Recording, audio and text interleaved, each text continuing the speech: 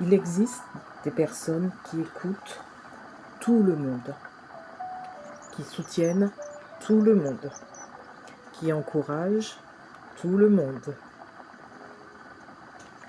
Mais à l'intérieur, personne ne voit qu'elles aussi, elles ont besoin d'aide.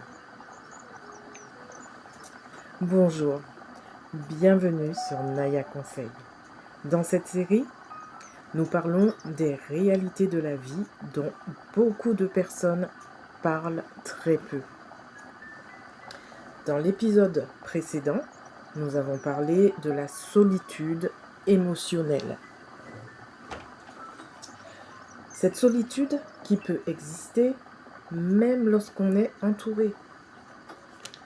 Aujourd'hui, nous allons parler d'une autre réalité présente, très présente. Ce sont les personnes qui deviennent la personne forte pour tout le monde. Alors, qu'est-ce que cela signifie? La personne qui devient la personne forte pour tout le monde. Eh bien, dans beaucoup de familles, ou aussi dans beaucoup de groupes d'amis, eh bien, on retrouve toujours cette personne sur qui on se repose. Vous savez, ces personnes qui portent beaucoup. Oui, vous connaissez sans doute. Ce sont ces personnes qui écoutent les autres, qui va aussi conseiller les autres et qui va même les aider. Et aussi, n'oublions pas, ce sont aussi les personnes qui rassurent. Et qui rassurent énormément.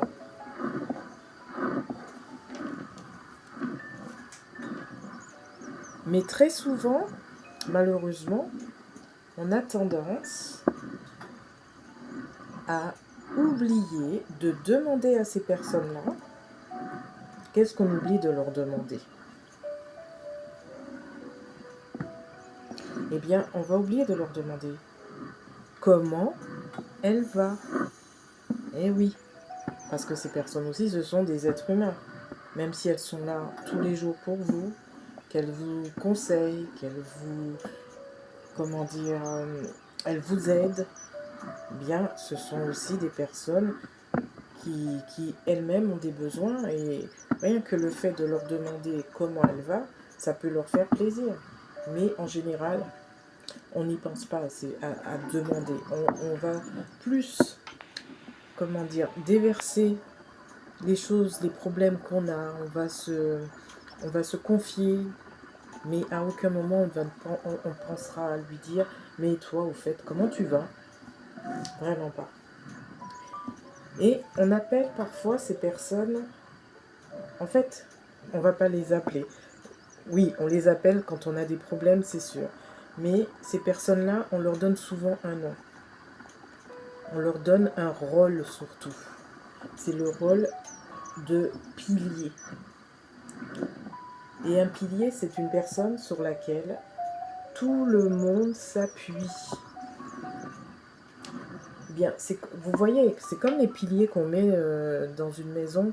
Quand on est par exemple en train de reconstruire, on pose un pilier en plein milieu et ce pilier va soutenir soit un mur, soit le plafond, parce qu'on a peur que ça tombe justement. Eh bien cette personne, c'est un peu ça. On lui donne ce rôle de pilier parce que c'est la personne sur laquelle tout le monde va s'appuyer. Voilà. Mais il faut savoir une chose, sachez-le, que même un pilier peut se fragiliser avec le temps. Si on ne fait plus du tout attention au pilier. Parce que des fois, on pose le pilier et puis on peut reporter en disant, bon, ben, on met le pilier et après, on verra la réparation. Et puis, ça peut prendre plusieurs jours, comme plusieurs semaines. Et le pilier est toujours au centre. Il est là, il aide, il soutient. Mais on ne fait plus attention. Donc, il peut se fragiliser au bout d'un moment. Donc, faites attention à ça. pour ceux qui sont en pleine construction ou qui sont en train de rénover une maison. Donc je rigole un peu. Donc on revient donc à notre pilier humain. Donc on pourrait se dire, mais pourquoi certaines personnes prennent ce rôle de pilier? Eh bien, il y a plusieurs raisons. Et on va essayer d'y répondre. Donc, la première raison que j'ai mis en petit a, qui va expliquer pourquoi ces personnes-là prennent ce rôle de pilier, alors c'est l'habitude qu'ils ont eue d'aider les autres. Parce que parfois, chez certaines personnes, ils ont un caractère naturellement empathique. Mais c'est naturel chez eux, on n'y peut rien. On ne peut pas les changer, ils sont comme ça. Eh bien, ce sont des personnes qui ressentent facilement les émotions des autres. Et du coup, ce caractère empathique les pousse à aider. Parce que ces personnes ont cette capacité à se représenter ce que l'autre va ressentir. Par exemple, il peut ressentir la joie, la tristesse, la colère, mais chez les autres. Donc il a cette capacité à ressentir les émotions des autres, à ressentir le chagrin chez quelqu'un d'autre. Par exemple, il va voir quelqu'un en train de pleurer. Eh bien, il va ressentir le chagrin de cette personne-là. Et on appelle ça l'empathie émotionnelle ou affective. Alors, l'empathie, c'est une qualité qui est très précieuse. Hein. On va pas se le cacher. Et ça, c'est vraiment dans tous les aspects de notre vie, de la vie de tout le monde. Surtout de ceux qui sont empathiques. Car on n'a aucun mal à être au contact, enfin ces gens-là, ces personnes-là, n'ont aucun mal à être au contact de l'autre et ils vont même chercher la communication. Ils vont aller pour échanger avec ces personnes ces personnes empathiques vont aller chercher la communication et échanger avec l'autre, celui qui en a besoin.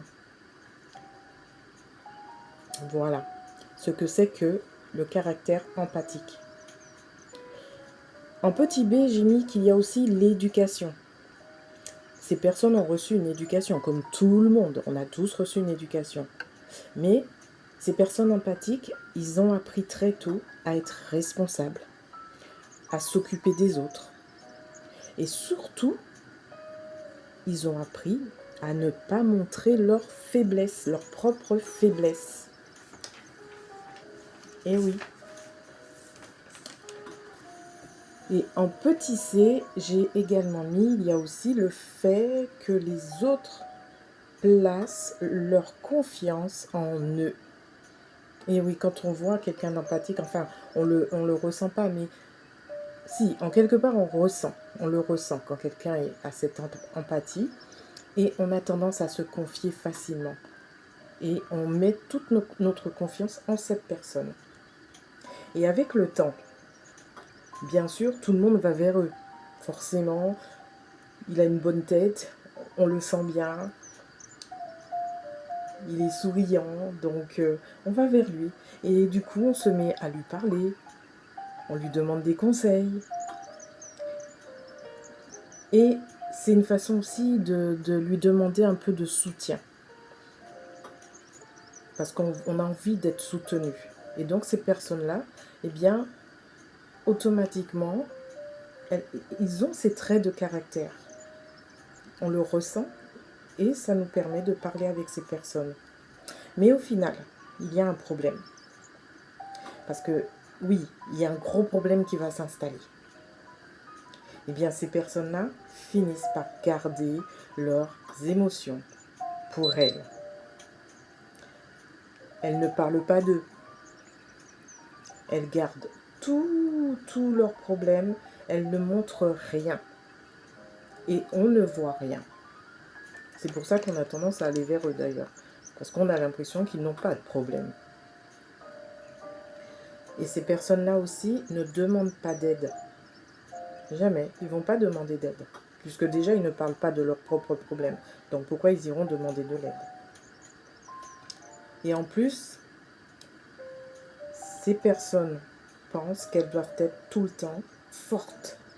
Étant donné que ce sont des piliers, eh bien, il faut qu'ils se sentent forts. Enfin, ils pensent qu'ils doivent être forts, du fait qu'ils ont le rôle de pilier. Il y a aussi une fatigue émotionnelle qui peut apparaître chez ces personnes empathiques. Parce qu'à force de conseiller, d'aider, de soutenir, d'être là tout le temps pour quelqu'un, eh bien, il y a cette fatigue émotionnelle qui va s'installer, qui peut apparaître. J'ai bien dit qu'il peut apparaître. Ça peut apparaître, on ne peut pas savoir à quel moment, mais ça peut apparaître. Et même si ça apparaît, la personne empathique ne le montrera pas. Vous ne le verrez pas. Donc cette fatigue émotionnelle, c'est lorsque les émotions qui sont accumulées deviennent vraiment trop lourdes à porter. Et la personne donc va ressentir ou peut ressentir, j'ai mis qui peut ressentir une grande fatigue intérieure. En 2, j'ai mis qui peut avoir aussi une perte d'énergie. Et en 3, il peut se sentir un peu dépassé, tellement qu'il va accumuler des informations venant de d'autres personnes. Bien oui, il va se sentir vraiment dépassé par tout ça, toutes ces informations qui vont s'emmagasiner dans son esprit, dans sa tête. Et ces personnes-là peuvent tout à fait être, par exemple, la maman dans une famille. Elle a plein d'informations à emmagasiner. Et donc, elle peut être cette personne avec ce caractère empathique.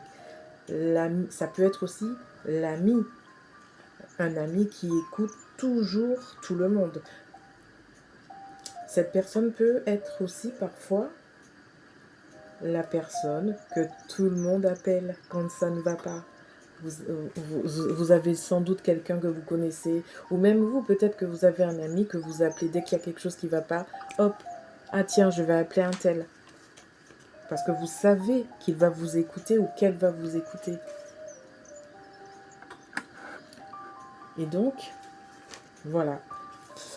Mais il y a une chose. Ces personnes-là, ce sont des soutiens.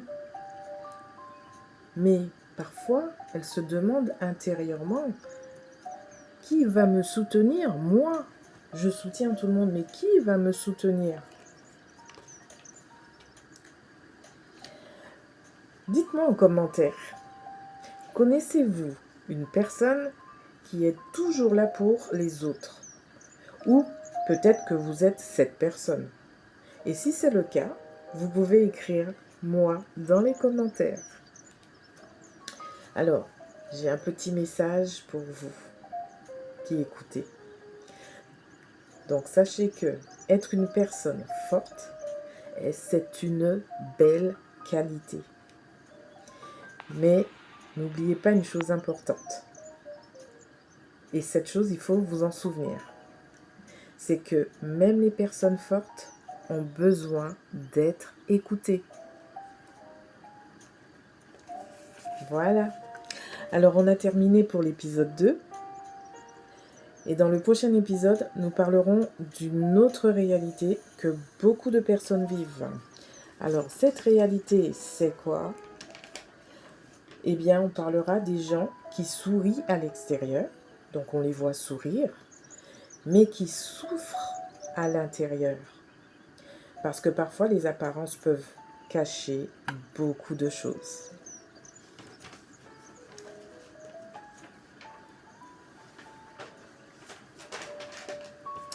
Alors, si cette série vous parle ou que vous aimez comprendre les réalités de la vie dont on parle très peu, si vous ne voulez pas rater les prochains épisodes, de la série, même de d'autres vidéos que je pourrais poster par la suite, vous pouvez vous abonner à la chaîne Naya Conseil pour ne rien manquer. Et n'oubliez pas une chose, certaines réalités de la vie sont silencieuses, mais nous pouvons apprendre à mieux les comprendre. À bientôt et en attendant, prenez soin de vous.